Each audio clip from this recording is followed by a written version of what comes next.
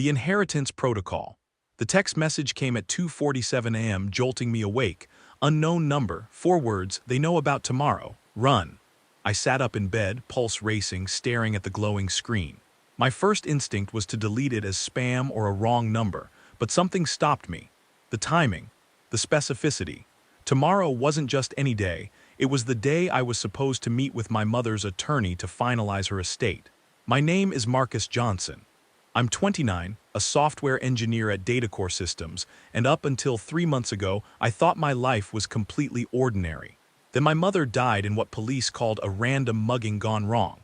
But there was nothing random about it.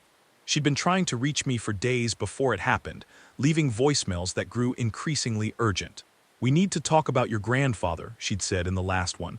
"There are things about our family you need to understand." I never got to have that conversation. Since her death, I'd noticed subtle changes. A man in a gray jacket appeared on my morning commute 3 days in a row. My apartment had been broken into, though nothing was stolen. And my younger brother Tyler, who works in Brussels, kept asking if I'd noticed anyone official-looking, asking questions about me. I texted back, "Who is this?" 3 dots appeared, then vanished. No response. I tried calling. The number was disconnected. Sleep was impossible after that. I made coffee and sat at my kitchen table, watching the city lights flicker through my window. Logic told me to ignore it. Paranoia told me to pack a bag. Instinct told me something else entirely. This message was connected to whatever my mother had been trying to tell me. At 6 a.m., I made a decision. I called my supervisor and said I had a family emergency. Then I stayed home. The morning dragged. Every sound made me jump, the building's elevator, footsteps in the hallway, car doors slamming outside. By 10:30, I felt ridiculous. Nothing had happened. Maybe the text really was just some sick prank. Then my doorbell rang. I looked through the peephole. A woman in a dark suit stood there holding a badge. Behind her, 2 men in identical suits waited by the elevator. "Mr. Johnson," her voice was professional, clipped. "I'm Agent Morrison with the Department of Homeland Security. We need to speak with you about an incident at your workplace." My stomach dropped. "What incident? Please open the door, sir." I didn't move. "Tell me what happened first." A pause. "There was a security breach at Datacore this morning. Your access credentials were used to enter a restricted server room at 7:15 a.m. We have video evidence of your vehicle in the parking structure." The room tilted. "That's impossible. I've been home all morning." "Sir, we need you to come with us for questioning." My mind raced. Someone had cloned my credentials, used my car or a car that looked like mine, set me up for something I knew nothing about. "I'm not opening this door," I said. "If you want to question me, I'll come to your office with an attorney." The agent's tone hardened. "Mr. Johnson, we're not asking. Units are positioned throughout the building. You need to cooperate." I backed away from the door, heart hammering. If they wanted me badly enough to surround the building, something was very wrong. The text message had been right. They knew. And they were coming. I grabbed my phone and texted the unknown number again. "They're here. What do I do?" This time, a response came immediately. "Basement storage unit 4B key is under the fire extinguisher." "Go now?" I didn't hesitate. I grabbed my laptop, shoved it in a backpack, and headed for the emergency stairs. Behind me, I heard the agents forcing my door open. The basement was a maze of storage cages and humming mechanical equipment. I found the fire extinguisher, felt underneath it, and pulled out a small magnetic key box. Inside was a key and a folded note. The handwriting was my mother's. "Marcus, if you're reading this, then I failed to tell you in time. You are not who you think you are. Your grandfather didn't die of cancer. He was eliminated because he discovered the truth about Project Meridian, a military bioengineering program that has been running for 40 years. You were born as part of that program's 3rd generation. Your genetic profile makes you valuable and dangerous to the people who run it. The man who sent you here is named Victor Reeves. He worked with your grandfather. Trust him. Storage Unit 4B contains everything you need to know. Whatever you do, don't let them take you. If they do, you'll disappear. I love you. I'm sorry I couldn't protect you from this." "Mom," my hands shook so badly I nearly dropped the note. "Bioengineering program. 3rd generation. Valuable." I unlocked Unit 4B and pulled open the metal door. Inside was a small desk with a computer monitor, a box of hard drives, and another envelope with my name on it. Before I could open it, footsteps echoed in the stairwell. They'd found me. I grabbed the hard drives, shoved them in my backpack, and looked for another exit. There, a service corridor marked maintenance personnel only. I ran. The corridor led to an underground parking garage I didn't know existed.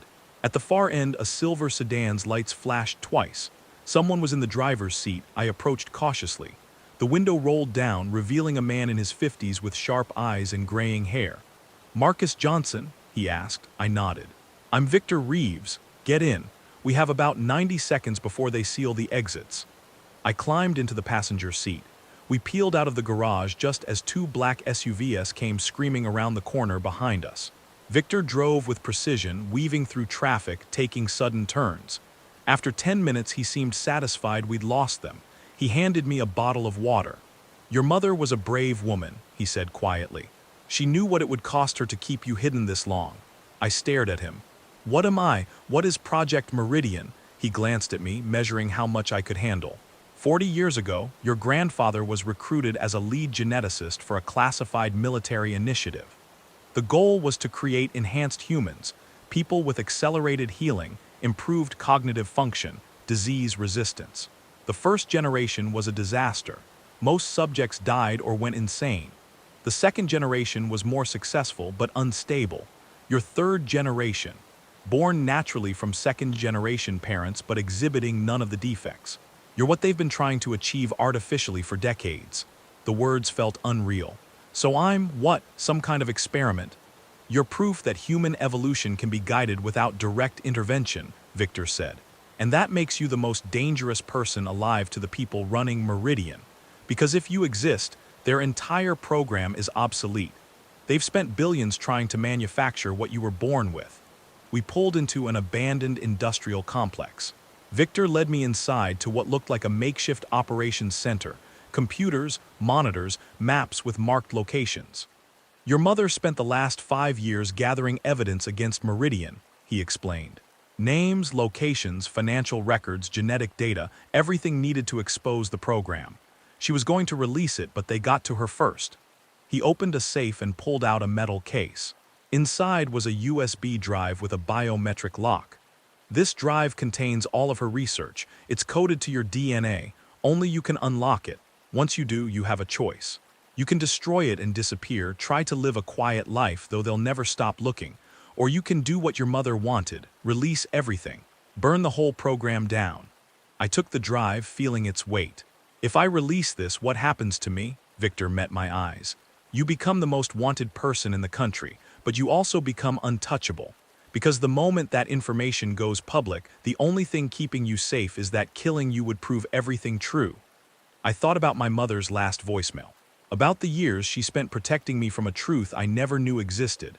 About the people who killed her to keep their secrets buried. I pressed my thumb to the biometric scanner. The drive unlocked with a soft click. Inside were thousands of files, test results, budget reports, photographs of people I'd never seen except for one. A photo of me as a child in a medical facility I didn't remember with a caption that read, Subject M37. Viability confirmed. I looked at Victor. How do we release this? He pulled up a program on one of the computers. Your mother set up a dead man's switch. It will simultaneously upload these files to every major news organization, government oversight committee, and international human rights group.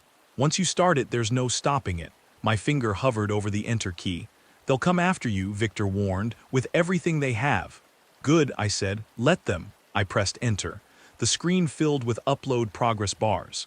Files began streaming out across encrypted channels, unstoppable, irreversible. An alarm blared somewhere in the building. Victor cursed. They traced us, we need to move. But I wasn't afraid anymore. For the first time in my life, I understood why I'd always felt different, watched, like I was waiting for something to begin. This was it. The beginning. We burst through the back exit as helicopters roared overhead, spotlights cutting through the darkness. Victor grabbed my arm. There's a boat at the marina.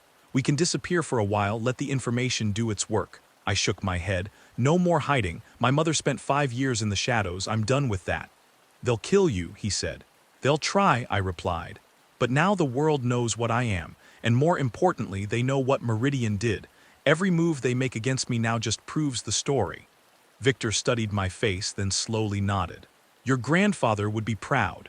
The helicopters were closing in, but I wasn't running anymore.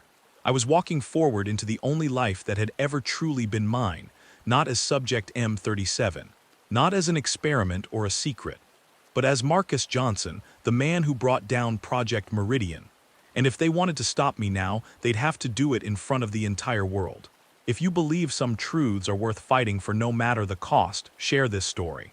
Because this isn't the end, it's just the beginning of something they never saw coming.